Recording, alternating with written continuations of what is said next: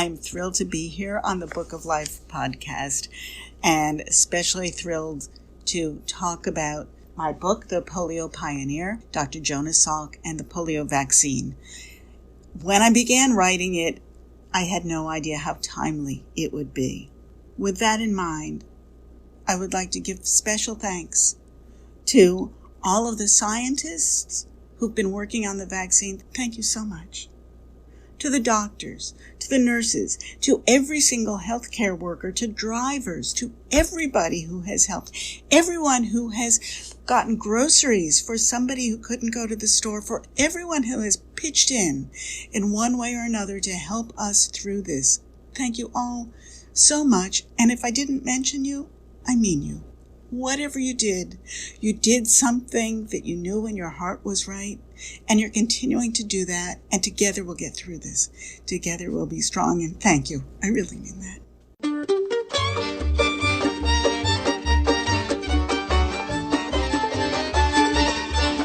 This is The Book of Life, a show about Jewish kidlit mostly. I'm Heidi Rabinowitz. Today, I'm talking with Linda Elovitz Marshall about her picture book biography, The Polio Pioneer, Dr. Jonas Salk and the Polio Vaccine. This timely book gives me life in an almost literal sense by making it easy to understand the hows and whys of life-saving vaccines. It's March 2021 right now, and the American Rescue Plan is getting shots into arms across the nation. I'm grateful that includes my own arm. I hope this episode will inspire anyone who's hesitating to go ahead and get a COVID vaccine. I'd love it if you'd share this episode widely to help me with that mission.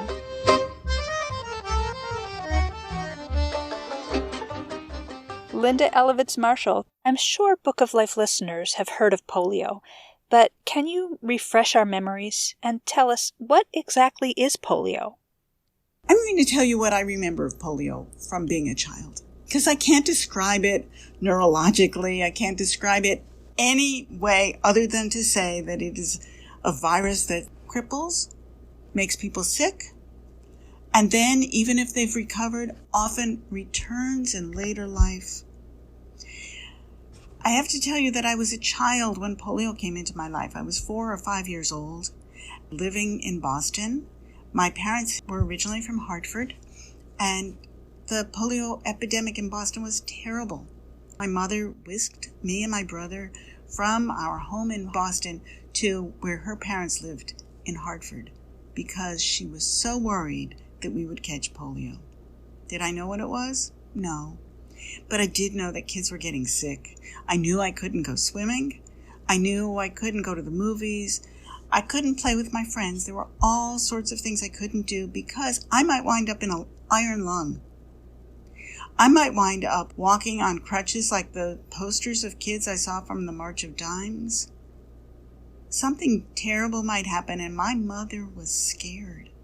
She was really, really scared. So we left. Fortunately, we never got polio. That's one of those things that, for me as a child, made such a difference because my whole life changed. And it made a powerful impression on me. And when the polio vaccine became a thing, suddenly my life opened up.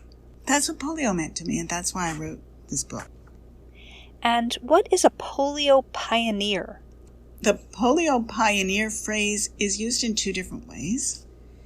We used it as the title for the book because Jonas Salk was groundbreaking in discovering the vaccine. The phrase polio pioneer also applied to the 2 million children who lined up and got their shots. And every child who got a shot got a little button that he or she could wear, and it said, "I'm a polio pioneer." So kids were very proud to be participating in the study and to be vaccinated. Much the way we are now. What a great thing it is these days to be vaccinated. Can you remember getting your polio shot? So I'm somebody who's traumatized by shots. It's like the idea of it, I feel my hands getting sweaty already just talking about it. Do I remember my polio shot? I think I have repressed it. I do remember years later there was a different vaccine called the Sabin vaccine. The Sabin vaccine used a live virus, and it was taken in a sugar cube. I do remember lining up in school and getting that sugar cube with that dot of vaccine on it. But I don't remember the shot. I can't remember any shot that I ever got. So, no, I don't remember my polio shot, Heidi. Sorry. Okay. Was there anything interesting that you discovered during your research that you just couldn't fit into the book? Dr. Salk, before he decided he wanted to become a doctor, wanted to be a rabbi. I thought that was cool. I mean, he wanted to make changes in the world. He thought about being a rabbi. He thought about going into politics. Maybe he would be a governor or a senator. And then when he was in college, he discovered chemistry. And that changed his life. But I couldn't put all of the things he wanted to be in the book. Nor could I put in that in an early part of his young life, he lived in what sounded to me like a little cabin in the woods, and he chopped wood and, had a wood-burning stove. I mean, this stuff is really cool, but I didn't fit that in. All right, that is cool. Why did you feel it was important to emphasize Dr. Jonas Salk's Jewish identity in your book? Because I was proud.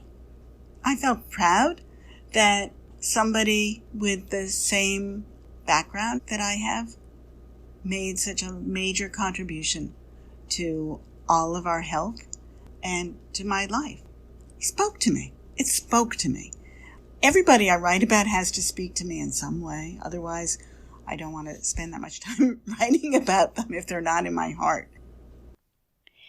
There's a long history of medical racism in our country, and I guess around the world, which ranges from unconscious biases of doctors to intentional harm to communities of color, like in the Tuskegee experiment. And I want to acknowledge that reality. However, on the cover of your book and throughout the illustrations, we see white children, black children, and brown children being immunized against polio together. In the early 20th century, treatment for polio was segregated and unfairly distributed, and in fact, I'll link to an interesting article about this history at bookoflifepodcast.com. But black children took part in the clinical trials for the Salk vaccine, and it seems that this was a step away from that racist history. Well, that brings us to Salk himself. I mean, Salk had certainly known discrimination. He'd known anti-Semitism. He went to City College because that was one of the few places that would accept him. He understood what it was to be discriminated against and didn't want that to happen to anybody else. He wanted to make the world a better place. From the very beginning, he sees soldiers returning from World War I. And while the crowds are jubilant, they're thrilled the war is over, but not Jonas Salk, who's 4 years old at the time.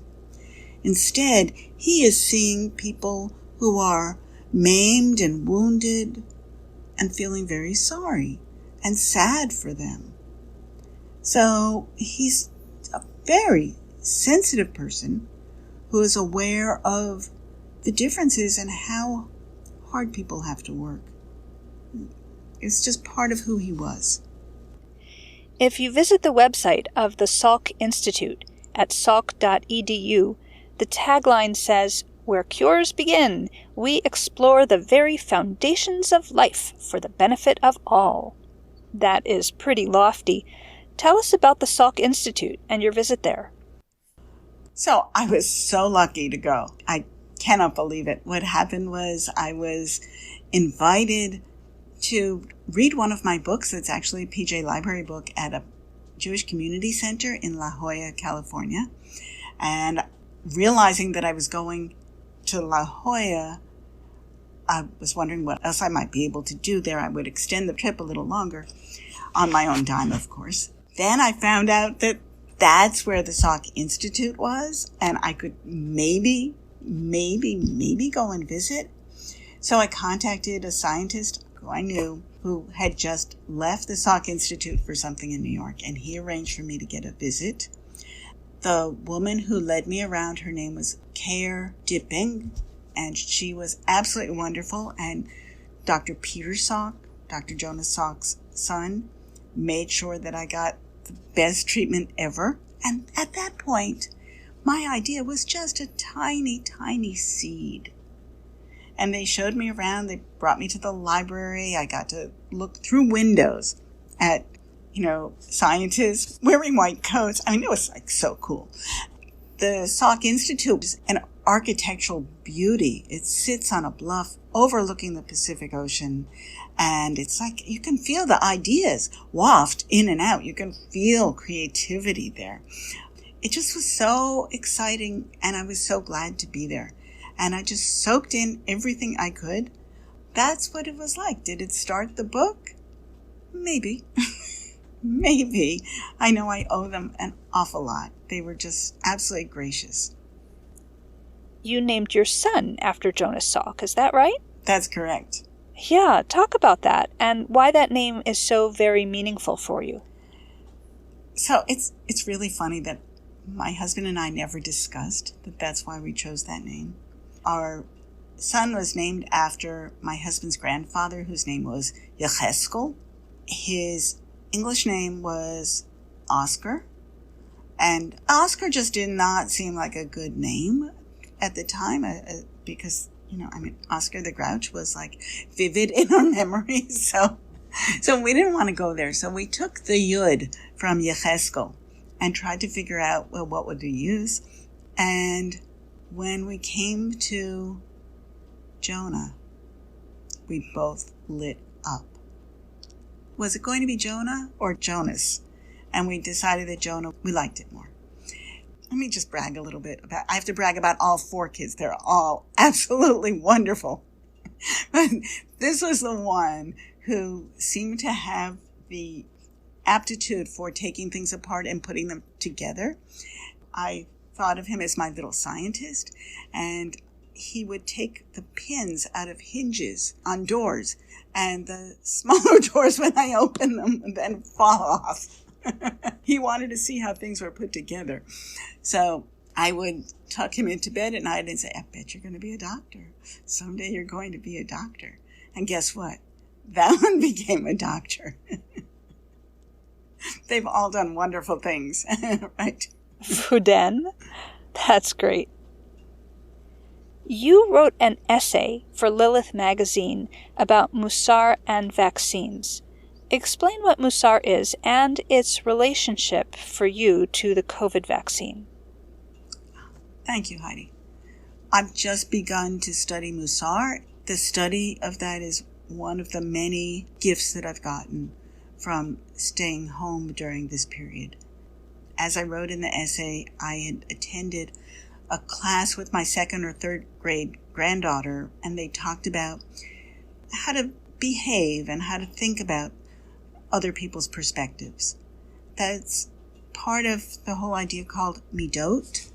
I'm still a little unclear of how it all fits together, but I knew there was something in there that spoke to me, and something in there when I got my vaccine, and I wanted to shout to the world, but I thought, I can't do that because there's so many people who are also wanting to get their vaccines, and it's such trauma. I mean, I tried to get an appointment. I was in tears.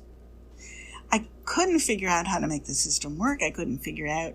And then when I finally did get an appointment, I wanted to shout about it. I wanted a ritual, a mikvah, but I didn't want to hurt other people's feelings.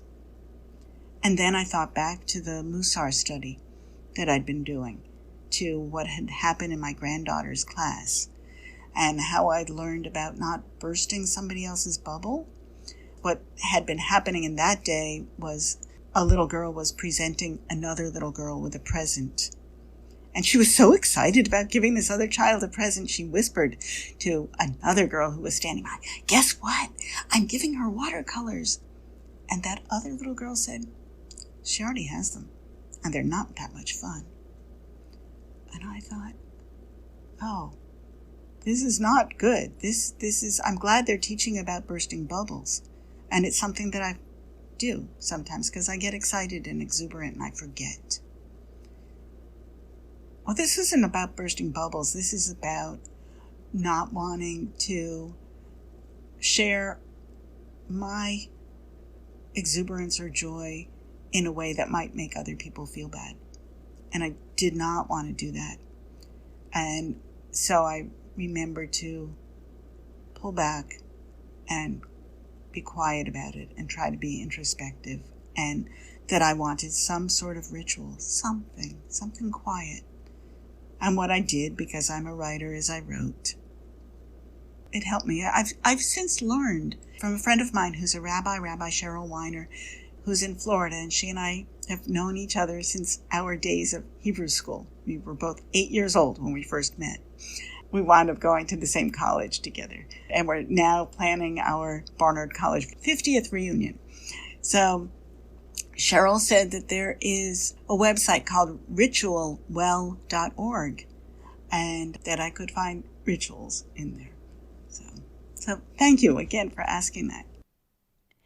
Sure, and in fact, after reading your article, I thought, I wonder what rituals do exist. And I was looking at Ritual Well, and I also came across the Central Reform Congregation in St. Louis, Missouri, and they had created this compilation, a PDF full of different blessings and reflections. So I actually had one that I wanted to share called A Reflection for Receiving the Coronavirus Vaccine.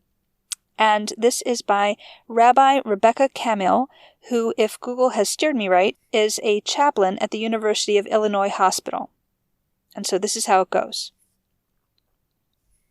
As we move from darkness to light, may we take this vaccine as a sign of what is to come, a world reopened and renewed, embracing family and friends, gathering together in joy.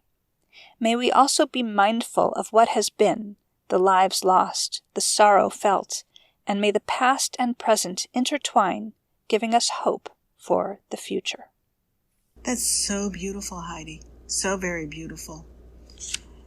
In our emails back and forth prior to this, you'd mentioned if there was some sort of tikkun olam or teaching that I might want to share. Yes, that was actually my very next question for you. So please do share with us, what action would you like to invite listeners to take to help heal the world?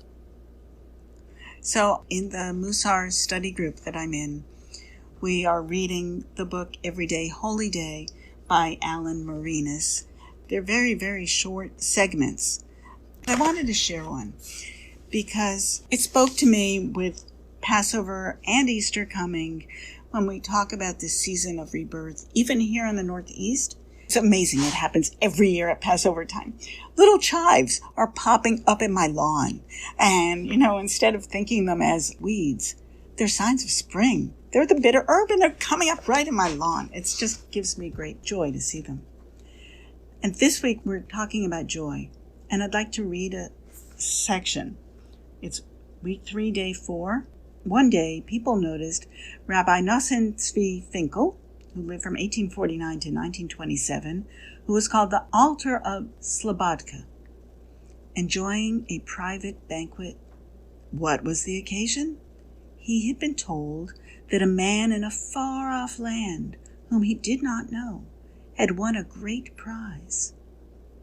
So the altar was full of joy for him, and so he made himself a party.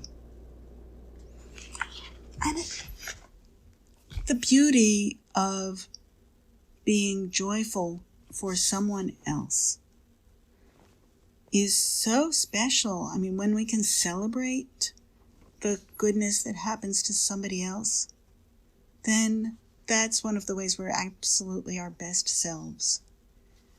We can really kvel for someone else. Right now, there are things to be joyful about as we look forward. It's funny, my grandchildren were here last week for Shabbat dinner. I was joyful because I'd been vaccinated and I could hold and cuddle them. And I've been making the rounds, seeing my grandchildren and holding them. And I have to tell you, these hugs are the most joyful ever. Absolutely delicious, real IRL, in real life hugs. Talk about joy. As we record, it's nearly Passover. Tell us about your earlier picture book, The Passover Lamb. So I'm sitting right now in my old farmhouse in Selkirk, New York. We have lived here for 40 some odd years. So I am now in the spot where the Passover Lamb took place. And so much of the Passover Lamb is based on a true story. We had sheep, and just before the Seder, one of our sheep, named in the book Snowball, but her real name was Elizabeth, gave birth. And Elizabeth had twins. In the book, they're triplets. And she did not take care of one of them. And it was a problem because we were getting ready to leave to go to my aunt and uncle's house in Massachusetts, about 2.5 hours away. And we had to leave, but Elizabeth was not taking care of that baby lamb. So we fed it with a bottle and tried to figure out, what do we do? Ultimately, we figured out the solution.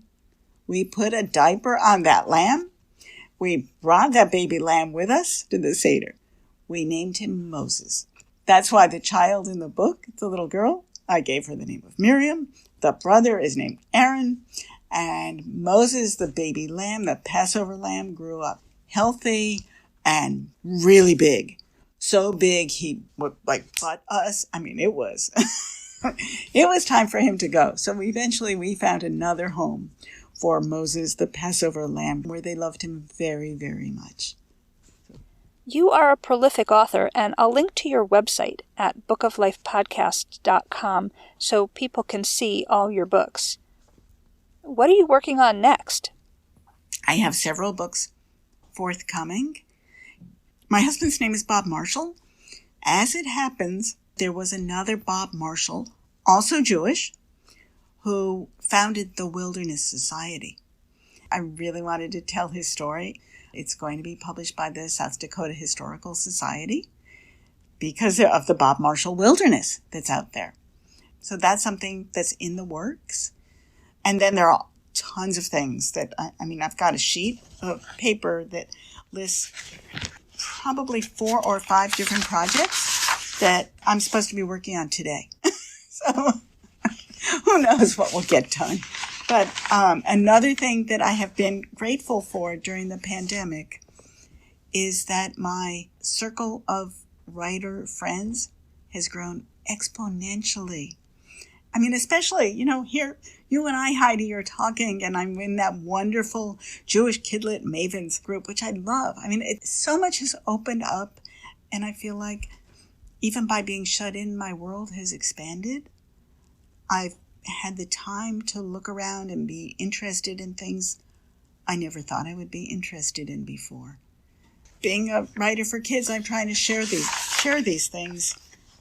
Is there anything else you'd like to talk about that I haven't thought to ask you? I gave a copy of the book to the pharmacist who gave me the shot. Oh, that's nice. I also gave a copy of 2 copies, one to Bill Clinton and one to Chelsea, because, Chelsea also writes kids' books. How did that come about?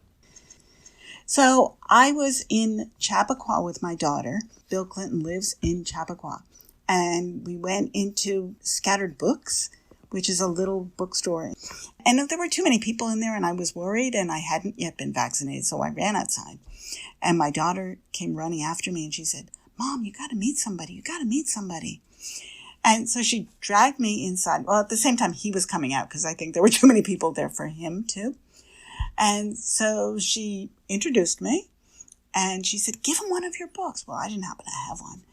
So I got his information, and I sent 2 books to the bookstore, and they held my books for him. And then he went into the bookstore, and he picked them up, and I got a letter from Hillary thanking me for the books. That's so cool. Yeah. I've been trying to get the Gates Foundation, because they've done so much work on polio, to know about the book. I haven't been able to figure out an in yet. So, okay, so if any listener knows somebody at the Gates Foundation, please get in touch. right. All right, that's awesome. Linda Elovitz Marshall, thank you so much for speaking with me today. Heidi, this has been so wonderful. Thank you so much for inviting me to the Book of Life podcast. Hopefully, my Jonas Salk book is helping kids and their families to understand the importance of vaccines and to understand a little bit more about how viruses work. So, thank you so much. I'm very grateful. Hi, I'm Ambika Sambasivan. I'm the publisher and co-founder at Yali Books. Hi, I'm Maxine Rose Shore. I'm the author of the advanced picture book, Brave with Beauty. We'll be joining you soon on the Book of Life podcast. I would like to dedicate this podcast to all the travelers in the world. Somerset Maugham once said that the good traveler has the gift of surprise. So I would like to dedicate this episode to all travelers who travel to learn, to wonder, and to be surprised.